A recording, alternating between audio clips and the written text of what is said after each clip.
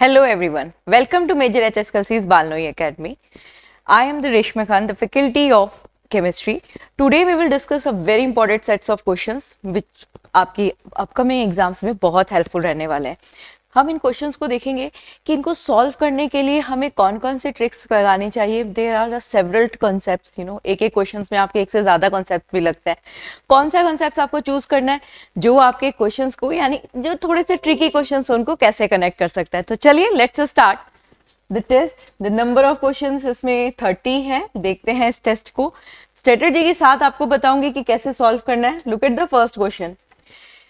First question है statement related question है. Before we start ये वाला जो टॉपिक है ये है आपका केमिस्ट्री के फर्स्ट यानी कि बेसिक केमिस्ट्री का फिजिकल और केमिकल चेंजेस का.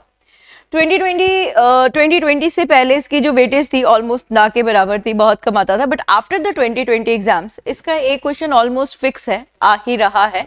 Okay, let's start the question. What the question said, the boiling of water is a physical change. Now What is the difference between physical and a chemical change? जब हम लोग यही term junior classes में पढ़ते थे तो हम लोग क्या बोलते थे, रिवर्सिबल और इरिवर्सिबल रिएक्शंस को फिजिकल और केमिकल चेंज कहते थे. But her bar her example पे वो अप्लाई नहीं होता.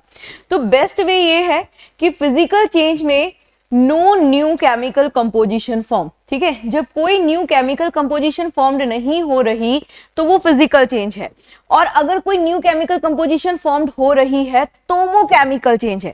राइट, सबसे पहली चीज. Okay, now the boiling of water. Boiling of water में क्या था, आपका वाटर था, आपने उसकी सिर्फ स्टेट चेंज करी.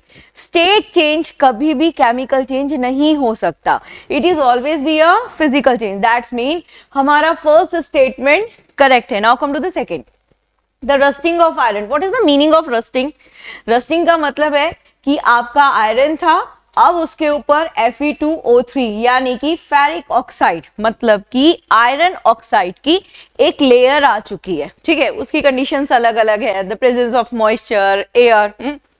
लेकिन क्या ये Fe2O3 पहले था? नहीं भाई, पहले तो आयरन था कि नहीं?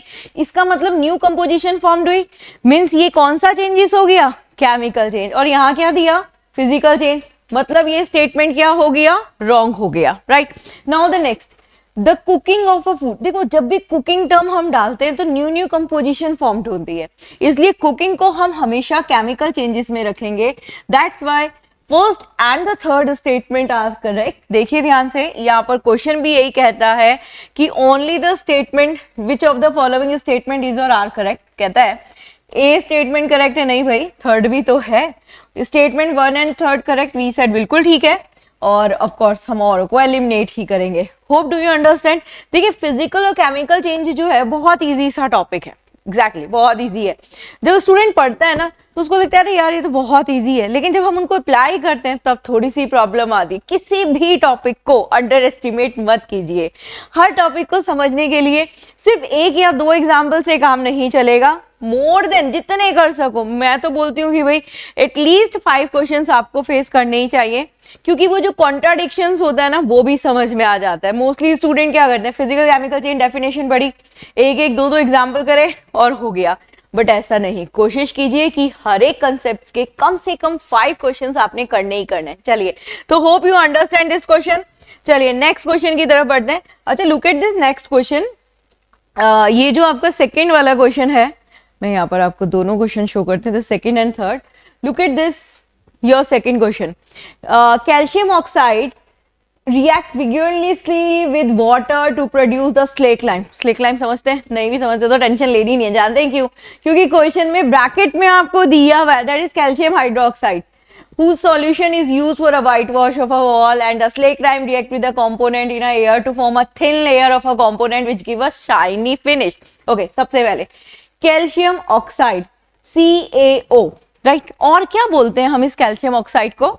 इस कैल्शियम ऑक्साइड को हम लाइम बोलते हैं.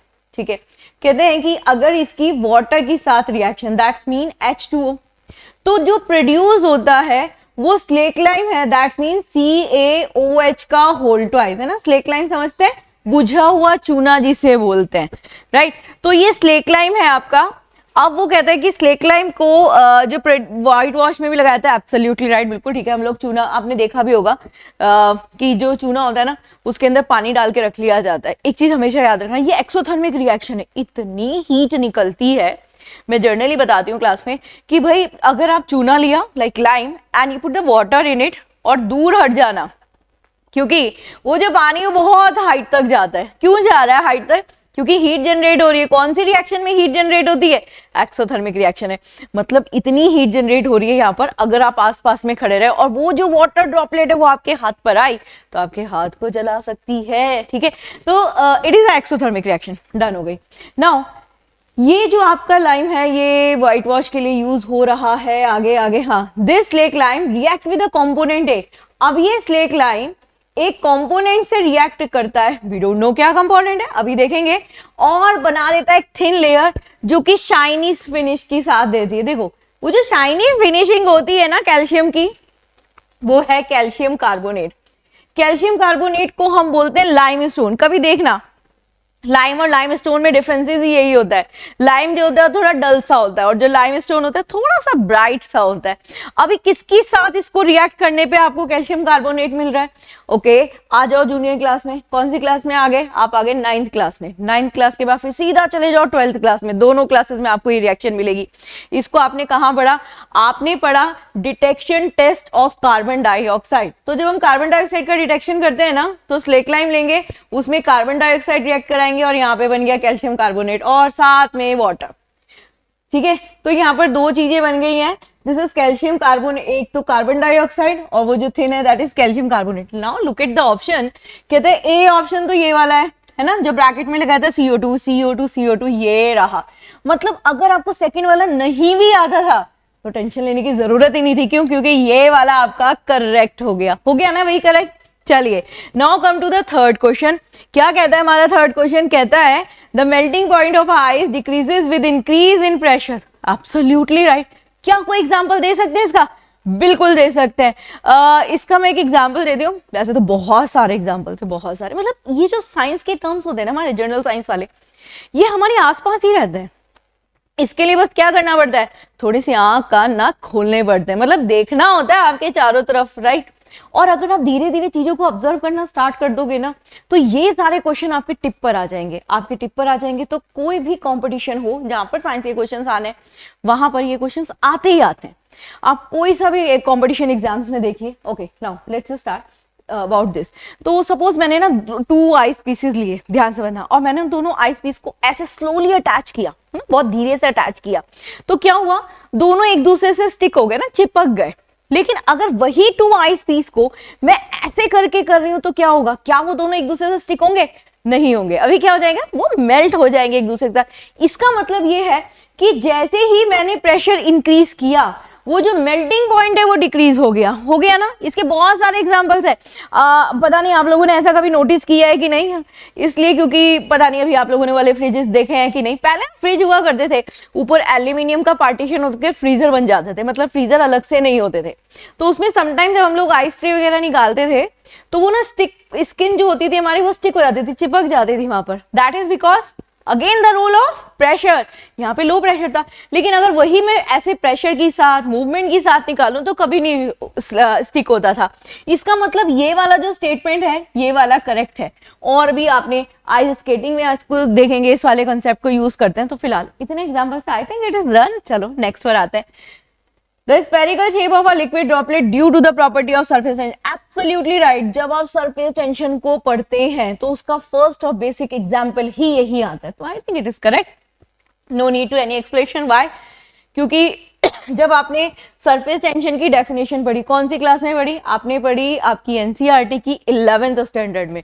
आपने कहा surface tension वो फोर्स है जो किसी भी बॉडी के फ्री सरफेस एरिया को रिड्यूस कर रहा है। अब सोचो 3 डायमेंशन फिगर में कौन सा सरफेस एरिया सबसे कम है? तो 3 डायमेंशन फिगर में सबसे कम सरफेस एरिया है स्फीयर का। दैट्स व्हाई आपकी जितनी भी लिक्विड ड्रॉपलेट्स हैं वो हमेशा स्फेरिकल शेप में होती है। भाई देखो मेरे पास एक फ्लैट प्लेट है, सपोज मैंने उसमें वाटर फिल करा, मैं उसको ऐसे करके गिरा रही हूँ, अभी तो फ्लैट वाटर प्लेट थी ना, तो पानी नीचे तक आने तक फ्लैट आना चाहिए था, बट हुआ क्या कि जैसे ही वो नीचे नीचे नीचे जाने लगा, मतलब बिफोर वो स्ट्राइक करे, मतलब टच करे हमारे ग्राउंड को, उसकी शेप स्फेरिकल हो जाती है, मतलब कोई तो फोर्स लगा, that force is surface tension. Done करें भाई, बिल्कुल डन करने वाली चीज है। नेक्स्ट पर आते हैं, liquid at a higher altitude boil at the lower temperature due to the low atmospheric pressure. क्या याद आ रहा है, क्या याद आ रहा है, याद आ रहा होगा बॉइलिंग पॉइंट या बॉइलिंग प्रोसेस का प्रेशर की साथ रिलेशन, बहुत बार आ चुका है, बहुत इंपॉर्टेंट कंसेप्ट है। And you all knows when you left the surface and goes upward, atmospheric pressure धीरे धीरे कम होना स्टार्ट हो जाता है और आपका जो लिक्विड है वो जल्दी बॉयल होना स्टार्ट हो जाएगा, क्योंकि प्रेशर कम तो बॉइलिंग पॉइंट भी कम। हुआ कि नहीं? तो भाई तीनों स्टेटमेंट करेक्ट हैं, ऑल स्टेटमेंट्स आर करेक्ट। आपने देखा, this is the way to solve a question. अभी मैंने 3 क्वेश्चंस आप लोगों को सॉल्व कराए, और यही 3 नहीं, मैंने इसके अलावा भी आप लोगों के साथ एग्जाम्पल डिस्कस करे। सेम सेम ऐसे ही आप अपने आप जब सेल्फ स्टडी कर रहे हैं, बिल्कुल ऐसे ही स्टडी कीजिए। इससे क्या होता है, इससे एक तो खुद का पता चल जाता है कि मुझे इस टॉपिक में प्रॉब्लम है, मैं इस टॉपिक के क्वेश्चंस को नहीं कर पा रहा हूँ या कर पा रही हूँ, ठीक है। और एग्जैक्टली और क्या होता है, रिविजन भी हो जाता है आपका, है ना। तो I think this 3 questions are done. चलिए करते हैं नेक्स्ट नेक्स्ट नेक्स्ट नेक्स्ट पर। ये रहे हमारे नेक्स्ट क्वेश्चन, ठीक है। Look at the first question. क्या कहता है first question, the mass number of the an atom is the sum of number of protons and a neutron, कहां पर, इन इट्स न्यूक्लियस, ठीक है। तो न्यूक्लियस के अंदर, भाई न्यूक्लियस के अंदर कौन होता है, न्यूक्लियस कहां होता है, ये सारा डिस्कशन आपसे किसने किया, ये सारा डिस्कशन आपसे किया रदरफोर्ड जी ने अल्फा स्कैटरिंग एक्सपेरिमेंट के बाद, है ना भाई। एटॉमिक मॉडल जब आ रहे थे तो उनका जो मॉडल था उसी में प्रेजेंस ऑफ न्यूक्लियस पता चली, तो उन्होंने जो कंक्लूजन निकाला था, या उनके कंक्लूजन के बाद, उनकी थ्योरी के बाद से हमें पता चला था कि किसी भी एटम के न्यूक्लियस के अंदर प्रोटॉन और न्यूट्रॉन होते हैं और इलेक्ट्रॉन बाहर के डिफरेंट डिफरेंट शेल में घूम रहे होते हैं। डन है ना, ये बात रिवीजन हो गया। चलो अब देखते हैं। अब जब भी हम कोई एलिमेंट लिखते हैं ना ऐसे करके, तो उसके यहां पर ए लिखते हैं, यहां जेड लिखते हैं। ये जो ए होता है ये क्या होता है, दिस इज एटॉमिक मास, ठीक है भाई। इसको क्या बोलते हैं, एटॉमिक मास, मतलब प्रोटॉन प्लस न्यूट्रॉन। और ये जो नीचे जेड होता है ना, this is atomic number, atomic number. Atomic number बोले तो number of proton, number of proton number of electron के इक्वल होगा, कब, जब वैलेंसी नहीं होगी, ठीक है। अभी मैंने सारी इंफॉर्मेशन ले ली। Now let's see the question. Question statement है। अच्छा आपने देखा होगा इस वाले टेस्ट में हमने स्टेटमेंट वाले क्वेश्चन दिए, क्योंकि अब ना ऑलमोस्ट सभी पेपर कंपटीशन एग्जाम्स में ये स्टेटमेंट वाले क्वेश्चंस ही आ रहे हैं। तो कोशिश कीजिए स्टेटमेंट वाले क्वेश्चन की प्रैक्टिस करने से, क्योंकि स्टेटमेंट वाले क्वेश्चंस में ना जो एग्जैक्टली प्रॉब्लम आती है वो लैंग्वेज की आती है। समटाइम क्या होता है, हम लोग डायरेक्ट क्वेश्चन जानते हैं, हम लोग फॉर्मूला जानते हैं, बट स्टेटमेंट में अप्लाई करने में हमें प्रॉब्लम होती है, ठीक है। चलिए let's start with the first statement. This is the first, इसमें 3 स्टेटमेंट है, ओके। कहता है द मास नंबर, देखो एटॉमिक मास को ही मास नंबर कहते हैं, द सम ऑफ प्रोटॉन और न्यूट्रॉन। डन है, बिल्कुल डन है, ठीक है भाई। सेकंड कहता है all atoms of the same element have the same number of protons but can have a different number of neutrons. different number of neutrons, okay। Element के बारे में बात कर रहा है कि प्रोटॉन सेम हो सकते हैं लेकिन न्यूट्रॉन हमेशा डिफरेंट होंगे। वही एक चीज याद रखना, एटॉमिक नंबर भी तो डिफरेंट हो सकता है, एलिमेंट बोल रहे हैं ना, ऑल सेम एलिमेंट में देखो, सेम एलिमेंट में क्या होता है, आपका ये वाला नंबर तो फिक्स हो गया, बट यहां वेरिएशन हो जाता है, तभी तो मुझे क्या बोलते हैं, आइसोटॉप्स बोलते हैं। तो yes it is correct. Now next, isobars are the atoms which have a different element having a same number but a different atomic number. मैं फटाफट से यहाँ पर ना एग्जांपल्स लिख देती हूँ ताकि आप खुद कंपेयर कर सके कि ये स्टेटमेंट करेक्ट है कि नहीं है ना, और जो रिकॉल भी हो जाएगा। ये मैंने क्या लिखे, हाइड्रोजन के 3 आइसोटॉप्स, है ना। क्या सेम है, having a same number of atomic number but different atomic mass. यानी मैंने सेकंड वाले स्टेटमेंट को क्लियर कर दिया है ना विद द एग्जांपल। अब नेक्स्ट अगर मैं बात करूं तो मैं पोटेशियम और कैल्शियम का एग्जांपल ले लूं, बिल्कुल ले सकते हैं। क्यों ले सकते हैं, having a same atomic mass, but different atomic number. Atomic number क्या हो गए, डिफरेंट हो गए। तो भाई ये थर्ड वाला स्टेटमेंट भी करेक्ट हो गया कि नहीं। देखो कोई भी क्वेश्चन करो, जब आप अपनी प्रैक्टिस कर रहे हो तो विद एग्जांपल्स करना ही करना है, ठीक है। तो ये तीनों स्टेटमेंट करेक्ट है, that's why the D first second and third all correct है। चलिए आते हैं नेक्स्ट पर। नेक्स्ट है हमारा फिफ्थ क्वेश्चन। फिफ्थ क्वेश्चन क्या कहता है, non metal generally produce acidic oxide when dissolved in a water, okay, or metal will react with the cold water to produce respectively hydroxide and hydrogen gas. The most malleable metal is gold. चलो अब इन सब के बारे में बात करते हैं। जब भी नॉन मेटल के बारे में बात की जाती है तो ये तो आपकी जनरल प्रॉपर्टी है ना, मेटल रिएक्ट विद आपकी वाटर की साथ में, मेटल जब भी रिएक्ट करेगा वाटर की साथ में तो जनरली क्या करेगा, बेसिक ऑक्साइड प्रोड्यूस करेगा। अब मन में कंफ्यूजन आ रहा होगा, बिल्कुल आना चाहिए। देखो अगर आप पढ़ते हो, अगर आपका कंसेप्ट पढ़ा हुआ है तो कंफ्यूजन भी आना चाहिए, और अगर कंफ्यूजन नहीं आ रहा ना तो इसका मतलब ये है कि आप उस क्वेश्चन को अंडरस्टैंड नहीं कर रहे हो। आप क्या कर रहे हो, आप रट्टा मार रहे हो, है ना, कि ये हाँ हाँ ठीक है ऐसे लर्न कर लेते हूँ। बट याद रखना केमिस्ट्री है, मतलब लॉट्स ऑफ कॉन्ट्राडिक्शंस के बगैर तो केमिस्ट्री चलती ही नहीं है। मतलब बिल्कुल सीधे सीधे प्रॉपर्टीज चलती आ रही है, अचानक से चेंजेस आता है कि नहीं भाई यहाँ चेंज है ना, तो कॉन्ट्राडिक्शंस तो होंगे ही होंगे, तो रट्टा नहीं मारना। देखिए मैंने नॉन मेटल का एग्जाम्पल ले लिया सल्फर, और उसकी यहाँ पर oxides when dissolve in a water, चलो वाटर में ही बना लेते हैं, या एनीथिंग विच आई सेड कि भाई हमें ना ऑक्साइड बनाना है, तो मैं भी ले लेती हूँ यहाँ पे सल्फर, नॉन मेटल है, इसका ऑक्साइड हो गया सल्फर डाइऑक्साइड। क्या है इसका नेचर, एसिडिक है। कहाँ पड़ा, एसिडिक रेन में पड़ा, ठीक है। सेम ऐसे ही मैंने यहाँ पर ले लिया जिंक, जिंक का ऑक्साइड बनाएंगे, दिस इज ZnO। ZnO क्या हो गया, बेस हो गया।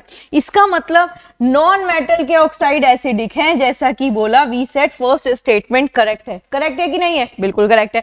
सेकंड पे आओ, मेटल्स रिएक्ट विद, देखो कोई भी मेटल हो जब वो वाटर के साथ रिएक्ट कर रहा है, जैसे मैंने Zn लिया, H2O का लिया, तो ये क्या करेगा, ये आपका हाइड्रो ऑक्साइड प्रोड्यूस करेगा और साथ में हाइड्रोजन गैस प्रोड्यूस करेगा। ये हमारा एक हाइड्रोजन बनाने का मेथड भी होता है, हालांकि कॉन्ट्राडिक्शंस होंगे, राइट, लेकिन इसने भी थोड़ा ही ना बोला ऑलवेज वर्ड भी तो नहीं डाला ना। जर्नल सेट अगर एक भी मेटल ऐसा शो कर रहा है तो we will go with this statement, है ना, चीजों को समझिएगा। अच्छा कौन सा पानी, कौन सा मेटल कोल्ड से रिएक्ट करता है, हॉट से रिएक्ट करता है, स्टीम से करता है, ये कहां से कवर करेंगे आप, ये आप कवर करेंगे आपकी मेटल रिएक्टिविटी सीरीज में। तो यस ये भी स्टेटमेंट हमारा करेक्ट हो गया। थर्ड पर आते हैं, most malleable metal is gold. Absolutely, देखिए मेलेबल हो, डक्टाइल हो। मेलेबल का मतलब है वो शीट बनाना, है ना, शीट बनाना मतलब मार मार के शीट बनाना, और डक्टाइल का मतलब है कि उसको कन्वर्टेड इनटू अ वायर। दोनों केसेस में सिल्वर और गोल्ड एग्जांपल्स आते हैं, तो यस यहाँ पर गोल्ड दिया हुआ है, तो ये स्टेटमेंट भी करेक्ट है। इसका मतलब all statements first second third are correct, ठीक है भाई, डन है। चलिए आगे बात करते हैं, नेक्स्ट पर आते हैं। नाउ क्वेश्चन नंबर 6 में क्या बोल रहे हैं आप, atomic radius increases from left to right across a period in a periodic table। okay, period में जब आप, दिस इज पीरियड है ना, ये वाले जो आपके हॉरिजॉन्टल लाइंस होते हैं पीरियड्स होते हैं। पीरियड्स में अगर आप यहां से यहां जा रहे हैं, नो लेफ्ट टू राइट, यहां से यहां बोले तो लेफ्ट टू राइट, तो एटॉमिक रेडियस याद रखना, आयोनाइजेशन यानी चार्जेस जो है उस पे वो बढ़ते जा रहे हैं, जिससे एटॉमिक रेडियस इंक्रीज नहीं हो रही, क्या हो रही है, डिक्रीज होती जा रही है। तो वी सेड ये स्टेटमेंट रॉन्ग है, यहां आना चाहिए था डिक्रीजेस। डन हो गई बात, statement wrong. Now come to the next, electronegativity decreases from left to right. देखिए याद रखना इलेक्ट्रोनेगेटिविटी, ठीक है, इलेक्ट्रोनेगेटिविटी इस एटॉमिक रेडियस की इनवर्स है, दैट्स मीन ये वाला हमारा करेक्ट हो गया, राइट। दिस इज नहीं दिस डिक्रीजेस, अगर एटॉमिक नेगेटिविटी है तो it is not, of course decreases नहीं। देखो अभी ना दो चीजों को मैं नेक्स्ट वर्ड भी देख रही हूँ, दोनों को साथ में एक्सप्लेन करती हूँ आपको। ये कहते हैं आयोनाइजेशन एंथैल्पी। आयोनाइजेशन एंथैल्पी का मतलब क्या है, आयंस लेने की टेंडेंसी, जिसको मैं अदर लैंग्वेज में क्या बोलूंगी, इलेक्ट्रोनेगेटिविटी। तो आयोनाइजेशन एंथैल्पी कहीं ना कहीं बढ़ रही है। अगर आयोनाइजेशन एंथैल्पी बढ़ रही है तो भाई ये कैसे कम हो सकता है, मतलब ये रॉन्ग है, यहाँ इंक्रीजेस आना चाहिए था, मीन सेकंड वाला स्टेटमेंट भी रॉन्ग है। आयोनाइजेशन इंथैल्पी जो है वो इंक्रीज हो रही है, मतलब ये करेक्ट है। तो इसमें सिर्फ थर्ड वाला स्टेटमेंट हमारा करेक्ट है। कहां से आया ये क्वेश्चन? ये क्वेश्चन आया आपके पीरियोडिक टेबल की जर्नल प्रॉपर्टीज में, है ना। बहुत सारे स्टूडेंट्स की कंप्लेन होती है, कहते हैं कि अब पीरियोडिक टेबल याद नहीं हो रही। इवन करी हम सबने याद थी, सबने, जिसने भी साइंस स्ट्रीम से कर रखी है। 10th करी हुई है, आधी तो 10th क्लास में करा देते हैं, थोड़ी बहुत जो बचती है वो 11th क्लास में हमारी हो जाती है। बट जनरली क्या होता है ना, स्टूडेंट भूल जाते हैं और फिर बोलते हैं कि अब याद नहीं हो रही, बहुत टाइम हो गया। तो मत करो ना मत करो। आप क्या करो, सिर्फ आप क्या करो, प्रॉपर्टीज, है ना, यानी जो भी उसका प्रॉपर्टीज है कि पीरियड की प्रॉपर्टीज क्या है, ग्रुप की प्रॉपर्टीज क्या है, वो जो अरेंजमेंट्स है ना, वो यानी जिनको हम क्या बोलते हैं, ट्रेंड्स बोलते हैं। तो पीरियोडिक टेबल के ट्रेंड्स को लर्न कर लीजिए। कुछ इंपॉर्टेंट ग्रुप्स हैं उनको लर्न कर लीजिए। For example first, second, halogen और इनर्ट, इनके सीक्वेंस को याद कर लो, अदरवाइज यू डोंट नीड। यहां पर काम चल जाता है आपका, ठीक है। चलिए, यहां पर बोले तो एकेडमिक एग्जाम में मोस्टली जरूरत पड़ती है, कॉम्पिटिशन एग्जाम में मोस्टली डायरेक्टली क्वेश्चन आ जाते हैं। चलिए, अब हम आ गए नेक्स्ट क्वेश्चन पर। नेक्स्ट क्वेश्चन है हमारा 7th क्वेश्चन, जल्दी से देखते हैं क्या कहता है। 7th क्वेश्चन कहता है सर जॉन डाल्टन के बारे में रिगार्डिंग कि उनका जो क्रेडिट था with proposing the modern periodic table, modern atomic theory, modern atomic theory, ठीक है। ही suggested that atom could be created or destroyed in a chemical reaction. Okay, he developed a method of estimated phosphorus in a body fluid. अच्छा, अभी ना जब आप लोग atomic theory पढ़ते हैं तो उसमें फर्स्ट स्टेटमेंट क्या होता है? The first atomic theory was introduced by, तो the first atomic theory was introduced by sir John Dalton, है ना। तो सर जॉन डाल्टन की पहली थ्योरी ही थी एटम थ्योरी, जिसको मतलब आपको इसी चीज से आइडिया लगा सकते हो थोड़ा सा कि जब इनकी थ्योरी के स्टेटमेंट्स है तो उनको स्टेटमेंट्स वर्ड नहीं बोलते, है ना, उनको क्या बोलते हैं? पोस्टुलेट्स, ठीक। तो इनके पोस्टुलेट्स आपने पढ़े, किस पर बेस थे? केमिकल कॉम्बिनेशन पर बेस थे। तो जो फर्स्ट वाला स्टेटमेंट है वो तो करेक्ट है भाई, फर्स्ट वाला करेक्ट हो गया। Now come to the next, he suggested that atom could be created. भाई उन्होंने law of conservation of mass दिया था कि भाई ना तो आप क्रिएट कर सकते हो एटम को, ना ही डिस्ट्रॉय कर सकते हो। ये कह रहा क्रिएट कर सकते हैं, तो भाई कॉन्ट्राडिक्शन रॉन्ग हो गया।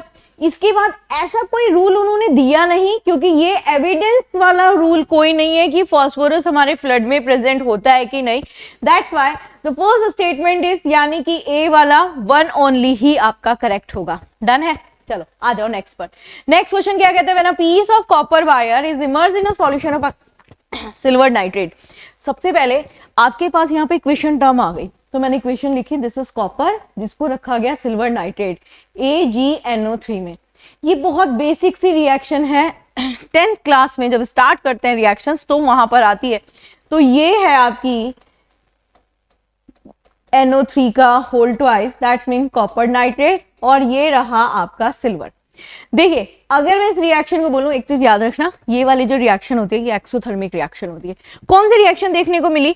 ये डिस्प्लेसमेंट रिएक्शन है, बिल्कुल ठीक है। अब देखते हैं क्वेश्चन क्या कहता है। Some time silver nitrate for some time, which of the following observation is correct? The solution turn blue, बिल्कुल ब्लू हो जाना है।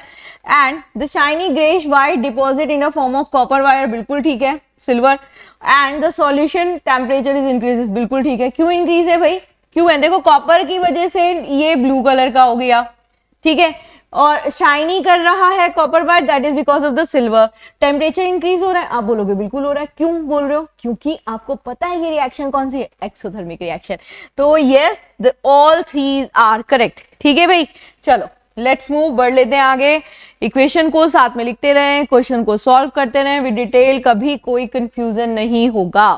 Now the next question, acid rain is primary caused by the emission of sulphur dioxide and the nitrogen, बिल्कुल ठीक बात है। देखो sulphur dioxide, nitrogen dioxide की प्रेजेंस की वजह से क्या होती है? एसिड रेन होती है, जिसका जो pH होता है वो अप्रोक्स 5.5 होता है, ठीक। ओके, ये वेरी कर जाएगा, मतलब if you check this through the Google, तो गूगल तो ऑल ओवर वर्ल्ड है ना, वर्ल्ड वाइड आपको रिजल्ट देता है। But when you talking about, हम अपने इंडिया के बारे में बात करें तो इंडिया में जो एसिड रेन कंसीडर करी जाती है वो 5.5 तक वाली करी जाती है ना, 5.5, उसके बाद वाली जो भी होगी उसको हम एसिड रेन बोलेंगे। नाउ फर्स्ट स्टेटमेंट तो करेक्ट हो गया, सेकंड और देख लेते हैं क्या कहता है। सेकंड कहता है एसिड रेन में lower the pH of a soil and a water body is having aquatic life and, ये तो देखो दैट्स ऑब्वियस स्टेटमेंट ना भाई, अगर एसिडिक वाटर किसी पानी के अंदर जाएगा तो वो एक्वाटिक्स जो अभी तक न्यूट्रल वाले वाटर में थे ऑलमोस्ट, उनको तो प्रॉब्लम होगी ही होगी, सॉइल का भी एसिडिक नेचर इंक्रीज होगा। तो वी सेड बिल्कुल ठीक है यार, स्टेटमेंट करेक्ट है, बहुत ज्यादा झोल नहीं है। Now come to the next, normal rain water is naturally acidic due to dissolve carbon dioxide. देखो ये आप तब बोल सकते हो when you knows the nature of carbon dioxide, तो कार्बन डाइऑक्साइड भी आपकी एसिडिक है। तो ये तीनों के तीनों स्टेटमेंट करेक्ट है, फर्स्ट सेकंड एंड थर्ड। ठीक है, चलिए 9 क्वेश्चन हो चुके हैं, नेक्स्ट क्वेश्चन पर आ गए हैं। नेक्स्ट क्वेश्चन ये रहा आपका, नेक्स्ट क्वेश्चन 10। क्या कहता है 10th क्वेश्चन, कहता है which of the following concerning the process of galvanisation. क्या होती है गैल्वेनाइजेशन? देखो जैसे ही नाम आया, अभी मैंने क्वेश्चन को पढ़ा भी नहीं है, मतलब मैंने ऑप्शंस की तरफ गई भी नहीं हूँ, लेकिन गैल्वेनाइजेशन आया तो मुझे तो रिकॉल हो जाना चाहिए। क्या रिकॉल हो जाना चाहिए कि आयरन को ऑक्साइड बनाने से रोकने के लिए हम उसके ऊपर जिंक की लेयर लगा देते हैं, इस प्रोसेस को हम गैल्वेनाइजेशन कहते हैं। इसे बेनिफिट क्या हुआ, रस्ट होने से बच गया ना भाई आयरन, है ना। तो अब इसमें देखते हैं क्या है, involve coating of iron on the layer of copper, बिल्कुल भी नहीं। Process of coating of iron और sheet with the thin layer of zinc, of course ये, लेकिन फिर भी हम नेक्स्ट देखते हैं, to prevent rusting by excluding oxygen from iron surface, नहीं। जिंक इज लेस, अगर जिंक लेस रिएक्टिव होता तो आयरन के ऊपर कोडिंग क्यों रखते हैं, और मेटल रिएक्टिविटी सीरीज में जिंक जो है वो आयरन से अबव है, तो the correct answer is B. ठीक है भाई, गैल्वेनाइजेशन हो गई, बिल्कुल ठीक हो गई। चलिए नाउ ऑन द नेक्स्ट, कहते हैं इन स्टेटमेंट्स को देखिए और बताइए कि सैचुरेटेड और अनसैचुरेटेड हाइड्रोकार्बन्स में क्या डिफरेंसेस है। सबसे पहले जो आपके सैचुरेटेड हाइड्रोकार्बन्स होते हैं, अच्छा मैं आपको नॉर्मल पहचान बताती हूँ, the things which you can not see through the naked eyes, है ना, आप बॉन्ड नहीं देख सकते आंख से, लेकिन आप पहचान कर सकते हो सैचुरेटेड है अनसैचुरेटेड। कैसे पहचान कर सकते हो, तो बहुत इजी से पहचान है। जो सैचुरेटेड वाले होते हैं ना, एक तो वो रूम टेम्परेचर पर सॉलिड होते हैं। इमेजिन करो घर में चीज, मतलब ऑयल है आपके पास, हाँ, और आपके पास घी है ना। तो अगर मैं ऑयल और घी दोनों के बारे में बात करूं, तो जो घी है वो आपका रूम टेम्परेचर पर सॉलिड है ना, तो वो क्या हो गया आपका सैचुरेटेड हो गया। ऑयल जो है वो रूम टेम्परेचर पर लिक्विड है, तो वो आपका क्या हो गया अनसैचुरेटेड हो गया। अब हम उसके बारे में बात करते हैं जो चीज हमें दिखाई नहीं देती, तो जो सैचुरेटेड होता है ना उसमें सिर्फ एक सिंगल बॉन्ड होता है। वी सेड बिल्कुल ठीक है, करेक्ट स्टेटमेंट है। एक चीज और याद रखना, जो सैचुरेटेड हाइड्रोकार्बन्स होते हैं ना थोड़ा क्लीन जलते हैं, थोड़ा क्लीन, उनका अगर हम जलाएंगे तो उनका जो स्मोक आएगा, स्मोक तो वर्ड नहीं बोल सकते, क्लीन फ्लेम बोल सकते हैं। ठीक, नाउ अनसैचुरेटेड अपोजिट हो गए। अनसैचुरेटेड में क्या हुआ, डबल या ट्रिपल बॉन्ड। वी सेड बिल्कुल ठीक है, किसमें, कार्बन एटम्स में, ये भी बात करना है। कहता है थर्ड स्टेटमेंट, मतलब फर्स्ट और सेकंड तो हमारे करेक्ट हो गए। अब वो कहता है third statement, saturated hydrocarbon usually burn with a sooty flame. No, सूटी का मतलब होता है वो धुएंदार वाला, है ना। तो सूटी जो फ्लेम देता है वो आपका अनसैचुरेटेड देता है, जबकि सैचुरेटेड वाले का तो क्लीन फ्लेम आता है। ओके, तो थर्ड वाला स्टेटमेंट जो है वो रॉन्ग है, और फर्स्ट और सेकंड करेक्ट है ए ऑप्शन में है, बिल्कुल है। चलो नेक्स्ट पर आते हैं, इनमें से कौन सा स्टेटमेंट ग्लास के रिगार्डिंग यानी द प्रॉपर्टी ऑफ ग्लास है सही है। पहले ग्लास है क्या, ग्लास एक सिलिकॉन ऑक्साइड का सूडो या फिर सूडो वर्ड का मतलब समझो नॉट रियल, मतलब एग्जैक्टली नहीं होता, झूठा सॉलिड है। अब झूठा सॉलिड क्यों बोल दिया भाई इसको, क्योंकि ये सुपर कोल्ड लिक्विड है, मतलब ये सॉलिड नहीं है। लेकिन हम तो अपने चारों तरफ ग्लास देखते हैं तो हमें तो सॉलिड दिखाई देता है, इसलिए दिखाई देता है क्योंकि वो सुपर कूलिंग प्रोसेस से बना हुआ होता है। कैसे पता चला हमें कि ये सॉलिड नहीं है, आप अपने घर में देख लो, कोई ऐसा ग्लास हो जो लगभग 15-20 साल हो गए हो। अच्छा, why I am saying 15-20 years, क्योंकि ये जो हमारा इंडियन क्लाइमेट है, मतलब हमारा जो वेदर है, इसमें 15 से 20 इयर्स लगते हैं। बट आप और कंट्रीज की बात करें तो हो सकता है वहां पर कुछ और टेम्परेचर हो, बट हमारे इंडिया में मोस्टली 15 से 20 इयर्स के जितने भी पुराने ग्लास आपके घर में ग्लास डोर विंडो होंगे, तो आप देखोगे कि वो ऊपर से थोड़े से थिन और नीचे से थोड़े से थिक हो जाते हैं, मतलब ग्लास ने फ्लो करा। सोचो फ्लोइंग प्रॉपर्टी किसकी थी, लिक्विड की, फ्लूइड की होती है ना, और यहाँ पे सॉलिड करा मतलब ये सॉलिड नहीं है। तो चलिए फर्स्ट स्टेटमेंट कहता है glass is a crystalline solid, बिल्कुल नहीं है। Glass is amorphous super cool liquid, बिल्कुल है। इसका मेल्टिंग पॉइंट बिल्कुल फिक्स नहीं होता। देखिए सुपर कूल लिक्विड हम कहते ही उसको है जिसका मेल्टिंग पॉइंट फिक्स नहीं होता। तो जो करेक्ट स्टेटमेंट है वो सेकंड वाला है, मतलब बी वाला जो है वो आपका करेक्ट स्टेटमेंट हो गया। ठीक है भाई, अभी हमारे 12 क्वेश्चन हो चुके हैं, अब हम नेक्स्ट पर आ गए हैं। 13 वाला देख लेते हैं। पहला 13 क्वेश्चन कहता है कि इनमें से फॉलोइंग स्टेटमेंट में कौन सा regarding a true solution colloidal and suspension. देखिए क्या होता है, हमारे जो सॉल्यूशंस है ना, हम उनको केमिकल क्लासिफिकेशन करते हैं according to the solute size, 3 category में, कोलाइडल, सस्पेंशन और ट्रू। तो यहाँ पर ट्रू वाला जो वो सस्पेंशन वाला नेक्ड आई से दिख जाता है, जैसे जैसे जैसे जैसे polluted air in your environment. Colloidal वाला आप नेक्ड आई से नहीं देख सकते भाई, कैसे नहीं देख सकते? सोचो आपकी बॉडी, सोचो नहीं मतलब देखो, आपकी बॉडी में ब्लड है, सबकी बॉडी में होता है ना, ब्लड क्या है? द कोलाइडल, उसके अंदर आरबीसी, डब्ल्यूबीसी, प्लेटलेट्स है। क्या आप नेक्ड आई से देख सकते हो भाई? ये रहा आरबीसी, ये रहा डब्ल्यूबीसी, नहीं देख सकते ना, कोलाइडल नेक्ड आई से नहीं दिखता। अब देखते हैं यहाँ पर क्या कहता है। कहता है particle of a suspension can seen through the naked eyes. You said बिल्कुल ठीक है। आप चौक को पानी में घोल दो, polluted water in a river, polluted air in a atmosphere, बिल्कुल ठीक है। Particles of a true solution can not scatter a beam of light, बिल्कुल ठीक है, क्योंकि जो टेंडल इफेक्ट को फॉलो करते हैं वो कोलाइडल सॉल्यूशन करते हैं, ट्रू सॉल्यूशन है। ट्रू सॉल्यूशन का एग्जांपल ना हम वो दे सकते हैं, हनी या शुगर सिरप। शुगर सिरप समझ रहे हो ना, वाटर के अंदर शुगर नहीं, वाटर के अंदर शुगर डाल के पकाया हो, मतलब चाशनी, ठीक है। Now particles of a colloidal can be separated by a simple filtration, filtration से कभी भी सेपरेट नहीं हो सकते, ठीक है। सेपरेट क्यों नहीं हो सकते? आप क्या सोचो, आप मिल्क को छानकर पानी अलग कर सकते हैं? नहीं कर सकते, है ना। आप ब्लड को छानकर उसमें से आरबीसी डब्ल्यूबीसी अलग कर सकते हैं? नहीं कर सकते, उसके लिए आपको डिफरेंट केमिकल मेथड्स यूज करने पड़ेंगे। तो वी सेड कि अगर हम इसमें देखें तो हमारा सिर्फ फर्स्ट वाला ही करेक्ट है, particles can be seen, particles of a true solution. अरे ठीक है, ये सेकंड वाला भी करेक्ट है ना, फर्स्ट और सेकंड वाला करेक्ट है, फर्स्ट और सेकंड का मतलब है ए वाला करेक्ट है, ठीक है। चलो अब बढ़ते हैं आगे, नेक्स्ट की तरफ आते हैं। 13 हो गया, come to the next question, this is 14 और 15 ही देख लेते हैं पहले। 14 क्वेश्चन कहता है which of the following statement about the gases is incorrect. ठीक, gases have neither a fix shape और नॉर अ फिक्स वॉल्यूम, बिल्कुल ठीक है। गैसेस की प्रॉपर्टी है ना, नॉट ओनली गैस, लिक्विड भी यही होता है ना, सॉलिड की होती है fix shape, fix volume, fix property, सारी ऑलमोस्ट वॉल्यूम वाली। The force of attraction between the gas particles are negligible, बिल्कुल ठीक है, नेग्लिजिबल होते हैं। स्ट्रॉन्ग किसमें होता है? सॉलिड में। थोड़ा कम किसमें होता है? लिक्विड में। उसके बाद गैसेस आर हाईली कंप्रेसिबल। अगर आपको इसमें कंफ्यूजन हो रहा है ना, गैसेस कंप्रेसिबल, तो देखो खुद सोचो, एक गैस है आपके पास, मतलब एक गैस नहीं, आपके पास जो गैसेस है आप एक बड़े रूम में भी फैला सकते हो, एक छोटे से बॉटल में भी ले सकते हो, या अभी भी कंफ्यूजन है तो क्या बोलती हूँ मैं, एक एग्जांपल फ्रेम कर लो माइंड में। करा फ्रेम? कौन सा? सीएनजी क्या है? Compressed natural gas, right.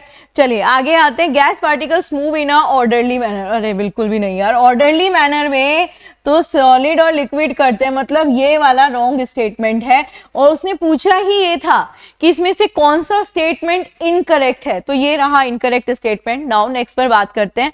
Consider the following statement about the modern periodic table, ठीक है। मॉडर्न पीरियोडिक टेबल, देखिए हमारी ना 2 पीरियोडिक टेबल थी, जो आपकी मेंडलीव जी की पीरियोडिक टेबल थी, उससे ली गई है मॉडर्न पीरियोडिक टेबल जो कि मूसले जी ने दी।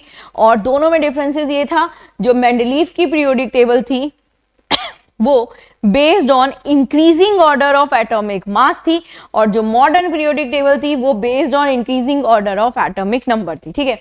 अब आगे बात करते हैं। कहता है कि element in the same group have a same number of valence electron, बिल्कुल ठीक है भाई, वैलेंसी सेम है तभी तो उनको सेम ग्रुप में रखा गया है। फिर कहते हैं the element in the same period have a same number of electron shell, बिल्कुल ठीक है। जैसे KLMN, तो K और L हैं तो 2 आ गए, तो वो सेकेंड पीरियड में हो गया। As we move from left to right in a period, the atomic size is generally increase। अभी भी इससे पहले वाले क्वेश्चन में भी इस तरह का स्टेटमेंट था, ये डिक्रीजेस होता है और atomic size, atomic radius same होती है, ठीक है। तो फर्स्ट और सेकंड स्टेटमेंट करेक्ट है, फर्स्ट और second, that's mean A should be the correct answer, ठीक है। चलिए आगे बढ़ लेते हैं, नेक्स्ट पर आते हैं। नेक्स्ट क्या है हमारा 16, 17 और 18 question. Consider the following statement regarding the ionic and the covalent compound. ठीक, आयनिक कंपाउंड जनरली क्या होते हैं, जो आपके मेटल और नॉन मेटल्स के बीच में बनते हैं, और ये soluble in a water and insoluble in a organic solvent. बिल्कुल ठीक है। देखिए जब भी आपके पास आयनिक का आता है ना, कंसीडर एन एग्जांपल, तो मैंने एग्जांपल कंसीडर किया NaCl। NaCl वाटर के अंदर हाईली सॉल्युबल होता है, वी सेड बिल्कुल ठीक है। ओके, नेक्स्ट पर आते हैं। Covalent compounds typically have a low melting point, boiling point. Can say अभी बोल सकते हैं, है ना, लोवेस्ट नहीं बोला, लो बोला है, तो वी सेड लो, ठीक है, क्योंकि आयनिक का सबसे ज्यादा होता है, वैसे सबसे ज्यादा हाइड्रोजन बॉन्ड का होता है। अभी मैं इन दोनों में कंपेयर कर रही हूँ, आयनिक और कोवैलेंट, तो मैं इन्हीं दोनों के बारे में बात कर रही हूँ। Next, ionic compounds conduct electricity in a solid state but, okay, ionic compound conduction करते हैं, अगर आप सॉल्ट में देखो तो वो सिर्फ तभी कंडक्शन करता है जब वो पानी में घुला हुआ होता है, और ये उल्टा बोल रहा है, कहता है मॉडर्न स्टेटमेंट नहीं करता। तो थर्ड वाला स्टेटमेंट रॉन्ग है, फर्स्ट और सेकंड वाला आपका करेक्ट है। नेक्स्ट पर आते हैं, विच सब atomic particle is not found in a nucleus. देखिए न्यूक्लियस के अंदर होता है प्रोटॉन और न्यूट्रॉन, राइट, इलेक्ट्रॉन्स बाहर है, तो इलेक्ट्रॉन्स मिल ही नहीं रहा, तो the correct answer is electron. ठीक है, नेक्स्ट पे आ जाओ, विच of the following describe the structure of ethylene. देखो एथाइलिन का अगर आप स्ट्रक्चर बनाएंगे तो ऐसा स्ट्रक्चर बनेगा, है ना, ये रहा एथाइलिन का स्ट्रक्चर। इस स्ट्रक्चर में कार्बन कार्बन के बीच में डबल बॉन्ड आ रहा है, यानी इसकी हाइब्रिडाइजेशन हो गई sp2। जब ये sp2 हाइब्रिडाइजेशन हो गई तो हमेशा ट्राइंगुलर होता है, यानी कि प्लेनर वाला होगा, तो इसका जो करेक्ट आंसर है वो ये हो गया। ठीक है, और अगर sp1 होता तो ये लीनियर चला जाता। ठीक है, तो ये हाइब्रिडाइजेशन से हम इसका स्ट्रक्चर डिस्क्राइब कर सकते हैं। Now come to the next question, next, ये रहा हमारा नेक्स्ट क्वेश्चन। नेक्स्ट क्वेश्चन कहता है the reaction between aqueous lead nitrate and aqueous potassium iodide, और ये दी है इसने रिएक्शन, ठीक है, ये दे दी रिएक्शन, ये यहां पर हो गई। तो ये रिएक्शन किसका एग्जाम्पल है, देखिए यहाँ पर आयोडीन यहाँ आ गया, नाइट्रेट यहाँ आ गया, मतलब डिस्प्लेसमेंट है, वो भी कौन से वाला, डबल डिस्प्लेसमेंट रिएक्शन, है ना, इजी हो गया। टाइप्स ऑफ रिएक्शंस पे, टाइप्स ऑफ केमिकल रिएक्शंस पे ऑलवेज क्वेश्चंस आने की चांसेस रहते हैं और आते भी हैं।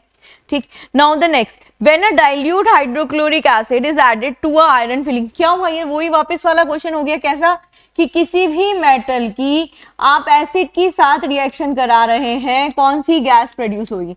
यहाँ पर एक छोटी सी बात याद रखना, सबसे पहले जो भी मेटल होना चाहिए वो मेटल रिएक्टिविटी सीरीज में अबव द हाइड्रोजन होना चाहिए, पहली चीज। एसिड जो है वो आपका होना चाहिए, मतलब कोई सा भी एसिड हो एक्सेप्ट द लुईस एसिड, कभी भी लुईस एसिड नहीं होंगे बेटा। ठीक है, दो चीजें डन हो गई। और थोड़ी सी बात कर लेते हैं, इस पर एक कॉन्ट्राडिक्शन है, कैसे नहीं हो कॉन्ट्राडिक्शन, केमिस्ट्री है, होना ही होना है। कॉन्ट्राडिक्शन ये है कि जो कॉपर होता है ना वो कभी भी HCl के साथ रिएक्शन नहीं करता, फ्लोट करने लग जाता है उसमें। ठीक, तो वो कॉन्ट्राडिक्शन याद रखना। कौन सी गैस प्रोड्यूस हो रही है, हाइड्रोजन गैस। ठीक, आगे बढ़ते हैं नेक्स्ट क्वेश्चन पर। कहते हैं कि इस रिएक्शन में कॉपर ऑक्साइड हाइड्रोजन के साथ रिएक्ट करके कॉपर और वाटर में रिएक्ट हो रहा है, ठीक है, या फिर ये प्रोडक्ट्स बन रहे हैं इसमें। इस स्पीसीज इज रिड्यूस, इसमें से किसका रिडक्शन हो रहा है, तो रिडक्शन उसका, रिड्यूस कौन हो रहा है, रिड्यूस वो हो रहा होगा जिसमें ऑक्सीडेशन हो रहा होगा, यानी ऑक्सीडेशन का मतलब है removal of oxygen, sorry reduction उसका हो रहा होगा ना, सॉरी ऑक्सीडाइजिंग एजेंट वो होता है जिसका रिडक्शन हो रहा होता है, रिड्यूस वो हो रहा होगा जिसमें ऑक्सीजन का रिमूवल हो रहा होगा, है ना, या फिर हाइड्रोजन का ऐड। ऑक्सीडेशन में इसका अपोजिट होता है ना, एडिशन ऑफ ऑक्सीजन, नाम से पता चल रहा है। तो कॉपर ऑक्साइड से यहाँ पर कॉपर हो गया, तो जो करेक्ट आंसर है वो क्या है आपका, कॉपर। तो कॉपर क्या हो रहा है यहाँ पर, रिड्यूस हो रहा है। ठीक है, तो द करेक्ट टर्म देखो क्या होता है ना, ऑक्सीडेशन रिडक्शन की प्रॉपर्टीज ही होती है। अगर ऑक्सीडेशन में एडिशन ऑफ ऑक्सीजन हो रहा है तो रिडक्शन में क्या हो रहा होगा, रिमूवल हो रहा होगा, है ना। तो ये डन हो गया, तो यानी इन दोनों को तो एलिमिनेट कर देंगे और ये दो वाले में से आपका आंसर करेक्ट हो जाएगा। आगे बढ़ लेते हैं नेक्स्ट क्वेश्चन की तरफ। नेक्स्ट क्वेश्चन है आपका next, okay, this is the 22 question. देखते हैं 22 में क्या कहते हैं, विच of the following equation is a balance for the electrolytic decomposition of water, मतलब वाटर के अंदर इलेक्ट्रिसिटी डाल के वो जो डिकम्पोज हुआ है उसमें कौन सी इक्वेशन बैलेंस है। देखिए जब भी आप वाटर के अंदर इलेक्ट्रोलाइसिस प्रोसेस कराते हैं तो हाइड्रोजन और ऑक्सीजन गैस ऑब्टेन होती है, चारों में हो रही है। चेक करना है बैलेंस किस में। देखिए यहाँ पर 2H2, यहाँ पर 2H2, यहाँ पर एक ऑक्सीजन, यहाँ पे 2 ऑक्सीजन, मतलब बैलेंस नहीं है। यहाँ पर अगर 2 लगा हुआ है तो हाइड्रोजन 4 हो गया, hydrogen 4, hydrogen balance, oxygen 2, oxygen 2, ये बैलेंस है, मतलब करेक्ट आंसर बी मिल गया। फिर भी चेक करो सी और D, this is 4, this is 2, balance नहीं है, this is 2, this is 4, balance नहीं है। करेक्ट आंसर क्या हो गया? बी। बैलेंसिंग में सिर्फ ये याद रखना रिएक्टेंट और प्रोडक्ट को कंपेयर करना है और कोशिश करेंगे जो ऑप्शन आ रहे होंगे वहीं से निकालेंगे आप, है ना। आगे बात करते हैं। When a sulphur dioxide gas is passed through an acidic solution of a purple potassium permanganate, the solution turn colorless, बिल्कुल होना था। This reaction is NCERT में डायरेक्ट रिएक्शन है, बच्चे सबसे पहले याद रखना KMnO4 पोटेशियम परमैग्नेट आपका बहुत स्ट्रॉन्ग ऑक्सीडाइजिंग एजेंट है। तो जब सल्फर डाइऑक्साइड उसके अंदर जाके कलरलेस हो रही है तो सल्फर डाइऑक्साइड क्या हो गई? Reducing agent, that's mean act as a reducing agent. B should be the correct answer. Direct property से सॉल्व होने वाला क्वेश्चन था, ठीक है। चल बढ़ लेते हैं आगे, नेक्स्ट क्वेश्चन की तरफ आ जाते हैं। ये रहा हमारा नेक्स्ट क्वेश्चन। नेक्स्ट क्वेश्चन है आपका हाउ मेनी, क्वेश्चन देखते हैं क्या कहता है ये आपका। एक मिनट, थोड़ा सा क्वेश्चन को नीचे करना पड़ेगा, रीड नहीं हो पा रहा, अब रीड हो रहा है, ठीक है, ये रीड हो गया। अब यहां पर देख लेते हैं, कहता है विच an atom of a element have a atomic number 12। देखिए एटॉमिक नंबर उसका 12 है, मतलब नंबर ऑफ प्रोटॉन जो है 12 है और नंबर ऑफ इलेक्ट्रॉन्स भी। मास नंबर यानी कि ए जो है वो 24 है, means proton plus neutron is 24। क्या निकालना है? न्यूट्रॉन निकालना है, तो उसमें से उठा के इसको माइनस कर दो, कितना आया? 12। 12 है ऑप्शन में, बिल्कुल है, बी वाले ऑप्शन में, इसलिए बी वाला आपका करेक्ट हो गया। ठीक है भाई, आगे बढ़ जाओ। The solution is prepared by the dissolving of 20 gram of common salt in 180 gram of water. तो आपको मास परसेंटेज निकालनी है। सबसे पहले मास परसेंटेज का फॉर्मूला तो बताइए क्या होता है? मास परसेंटेज का फॉर्मूला होता है किसका परसेंट निकालना है? यहाँ पे सॉल्ट का निकालना है, तो सॉल्ट का mass upon total mass. Total किसका? पूरे सॉल्यूशन का, ठीक है, टोटल सॉल्यूशन मास। तो यहां पर सॉल्ट का है 20, टोटल कितना आ गया? 20 प्लस 180, 20 और 180 आपका हो गया 200। क्योंकि आपको परसेंटेज निकालनी है तो इनटू 100 तो करना ही पड़ेगा। तो ओवरऑल ये आपका आ गया 10%। क्या 10% इज इन योर ऑप्शन? बिल्कुल है, ये रहा ए में, दैट इज योर 10%। ठीक है, the mass percentage of a salt in a solution is 10%। कैसे निकाला?